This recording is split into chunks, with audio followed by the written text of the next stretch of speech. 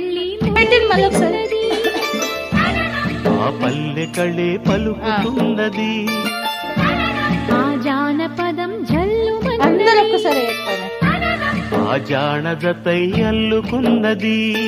మొగలి పువ్వు మహారాజుకి మొదటి కానుక, ఎదను పరిచి వేసేయన ప్రణయ వేదిక. మల్లె నవ్వు మారాణి ఈ గొల్ల గోపిక, మూగ మనసు వింటున్నది గీతిక. రే పల్లె మళ్ళీ మురళి విన్నది. ఆ పల్లె కళే పలుకుతున్నది.